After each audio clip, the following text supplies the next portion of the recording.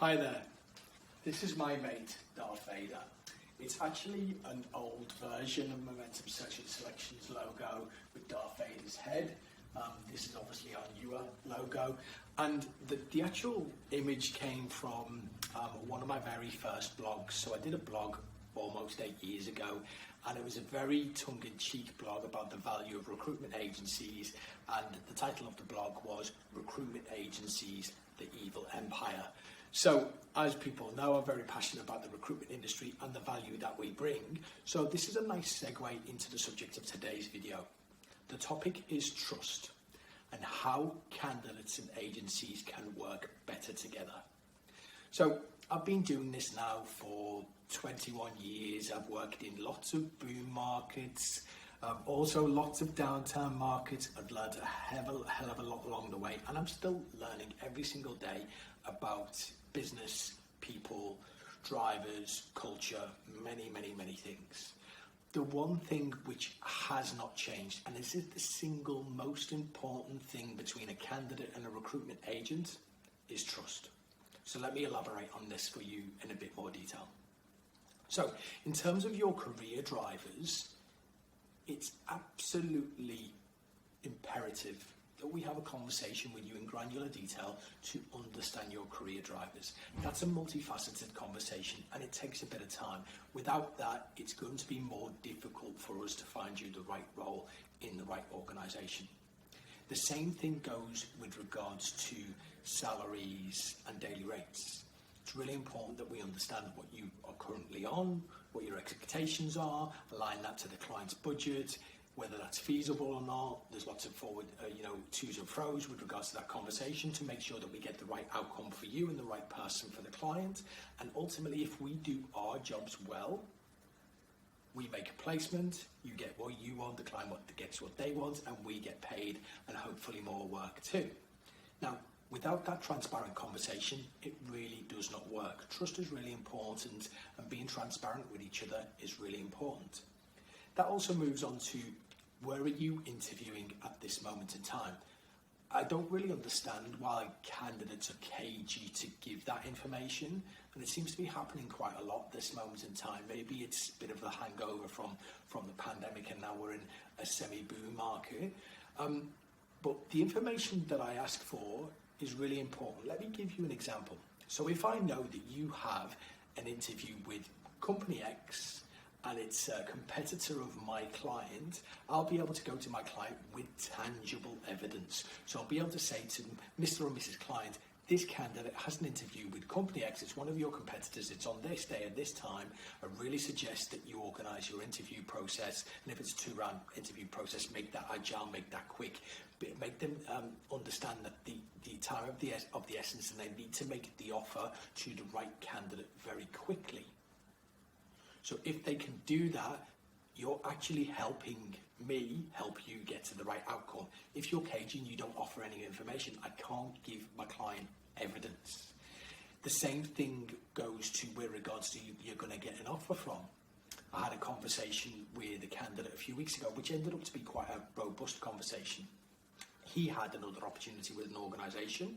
Now, granted, my client moved slowly, and we've made some changes with the client to expedite the process moving forward and make the recruitment process more agile. But this particular person was reluctant to tell me where he had an offer from. Now, that conversation did become quite a robust conversation. In the end, the candidate took the first opportunity with the company that he was speaking to before my client. However, the opportunity with my client was arguably a better opportunity. It was arguably better paid. It was arguably a better long-term career opportunity. Granted, my client was moving slowly, but what I was unable to do, I was unable to say to my client, the senior person at my client, listen, Mr. Client, our candidate X has got an offer with company Y.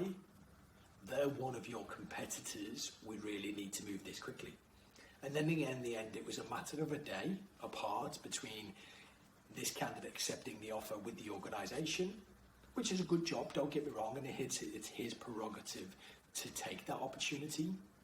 But because I didn't have the information and the evidence to leverage things and make things move quickly, quicker, the candidate arguably lost out on arguably a better long-term opportunity for his career.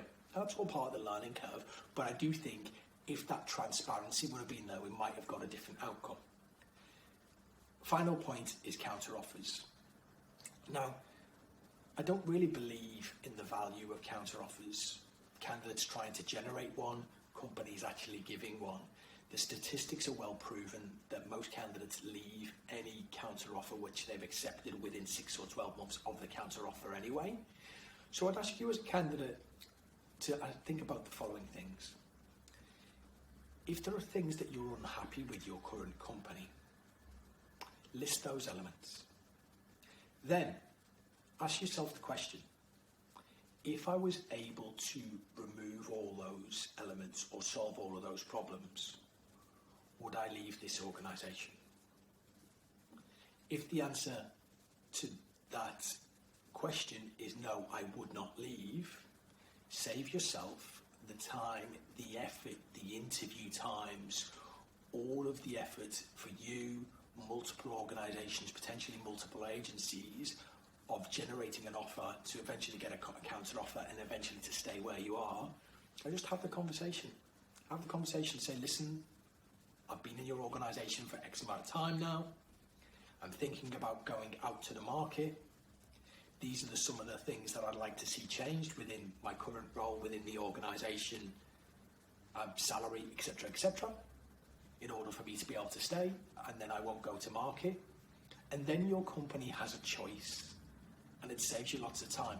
Now, you might think that that's quite a brave thing to do, but it's certainly less effort than generating multiple opportunities, potentially multiple offers, and then a counter offer for you to stay where you originally were.